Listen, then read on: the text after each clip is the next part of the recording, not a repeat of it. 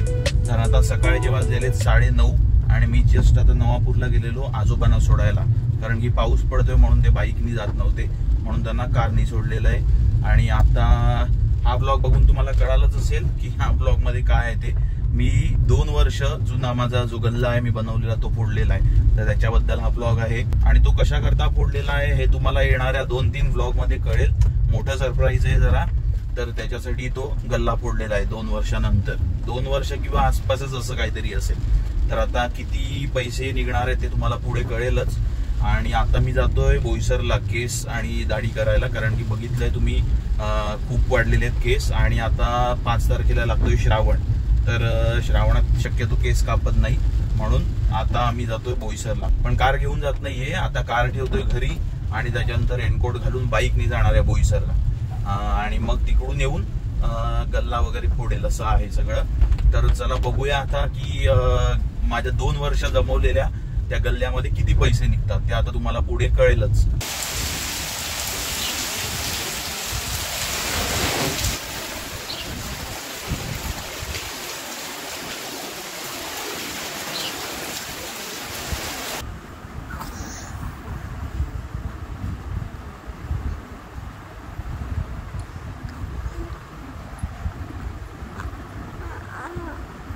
आज बघा, आज नाश्त्याला आहे इडली आणि चटणी.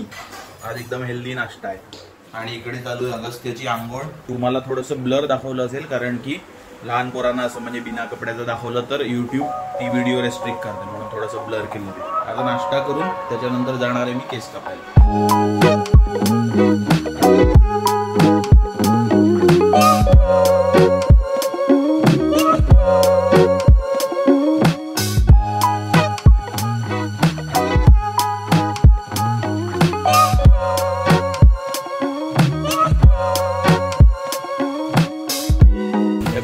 कापलेले आहेत, जास्त कापलेले नाहीयेत. दाढी पण एकदम थोडीशी स्ट्रीम केलेली आहे, तर कारण की जास्त कापले ते एकदम मी बारीकच वाटतो बघ, म्हणून आता जरा कमी कापलेले. तर आता घरी जाऊया, आंघोळ करू आणि त्याच्यानंतर गल्ला फोडायचा असला. हा बघा, हा माझा 2 वर्ष जमवलेला गल्ला आहे. हे बघा इकडे ह्याच्यात सगळे पैसे आहेत. आणि आता 2 वर्षानंतर आम्ही फोडणार आहे तो गल्ला, कारण की तुम्हाला सांगितलेलं एक सरप्राईज येते, त्याच्यासाठी हा गल्ला फोडतोय आता आम्ही. ते काय आहे ते 2-3 ब्लॉग नंतर कळेल. तर गल्ला फोडायला बघा किती जण आलेले आहेत सगळे, आणि अगस्त्य पण आलेला आहे.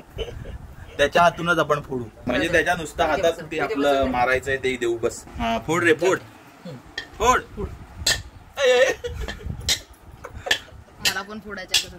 फोडला फोडला फोडला.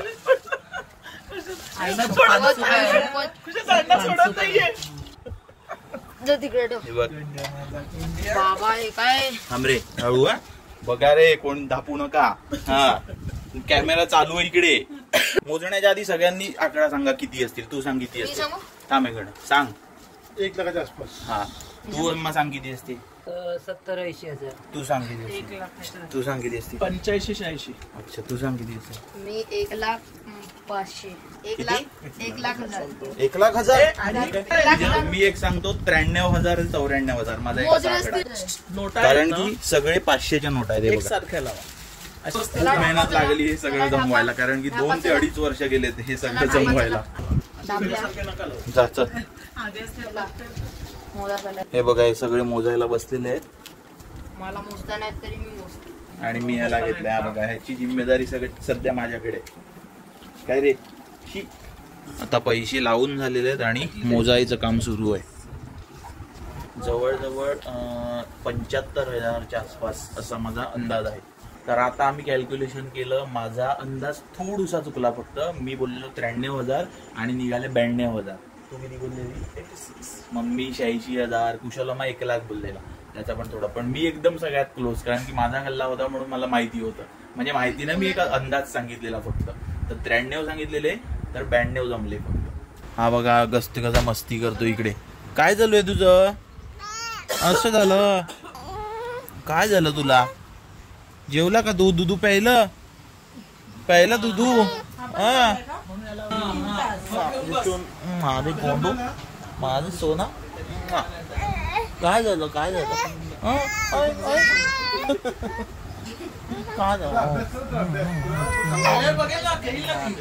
The next day.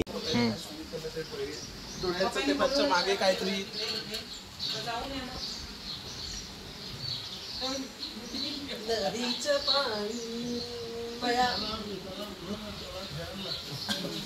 पक्का आहे तो पण पक्का आहे तो पण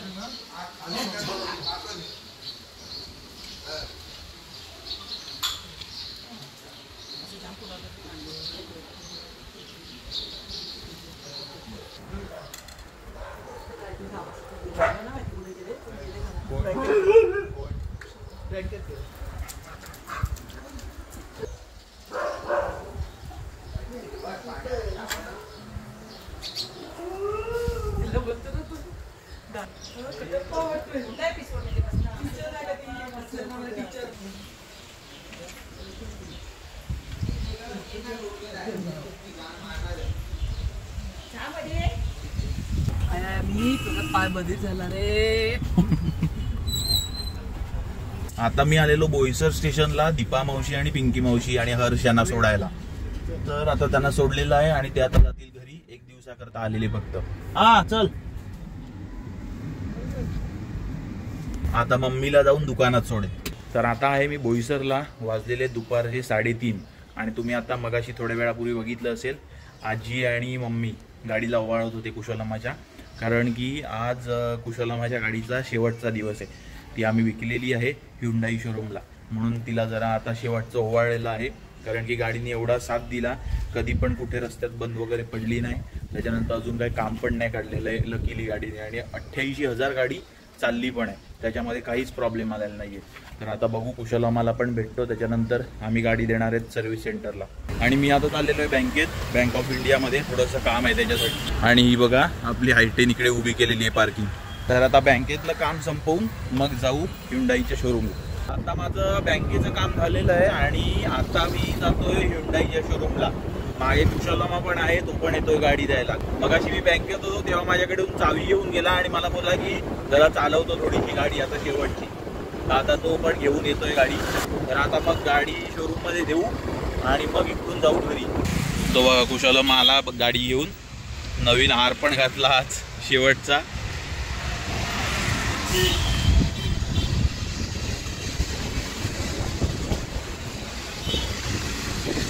शेवटचा व्लॉग आहे. ही गाडी आपल्या ब्लॉग मध्ये दिसेल, त्याच्यानंतर नवीन दिसणार गाडी. हे बघा हे ह्युंडाईचं शोरूम बोईसरचं. कुठली गाडी घेतलेली आहे ती तुम्हाला नंतर कळेल येणाऱ्या ब्लॉग मध्ये. आता आमचं शोरूम मध्ये काम झालेलं आहे सगळं आणि कुशलम्मा आता गाडीबरोबर शेवटचे फोटो काढतोय. म्हणजे या गाडीबरोबर शेवटचे फोटो काढतोय. तर त्याच्यासाठी आम्ही आता इथे आलो. ही बघा गाडी इथे उभी केलेली आहे. आता त्यांना पटकन फोटो घेऊ आणि मला पुन्हा मग बँकेत जायचंय हे सबमिट करायला.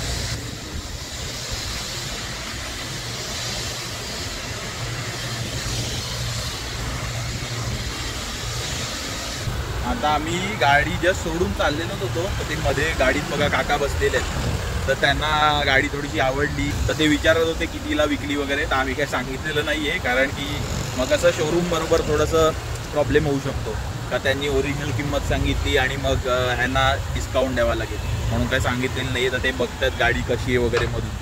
तर आता रात्रीचे वाजलेले 10. तर हा ब्लॉग पण आपण इथे एंड करूया, कारण की हा ब्लॉग मी 2 दिवसांचा कंबाईन करून बनवलेला आहे. त्यामुळे हा ब्लॉग आपण इथे संपवूया. तर हा ब्लॉग तुम्हाला आवडला असेल तर व्हिडिओला लाईक करा, शेअर करा, चॅनलच्या सपोर्टसाठी सबस्क्राईब करा आणि बेल आयकॉन पण जरूर प्रेस करा, तरच तुम्हाला माझ्या नेक्स्ट व्हिडिओची नोटिफिकेशन येईल. तर हा ब्लॉग आपण इथेच एंड करूया आणि भेटूया नेक्स्ट ब्लॉगमध्ये. तोपर्यंत कीप रायडिंग, स्टे सेफ.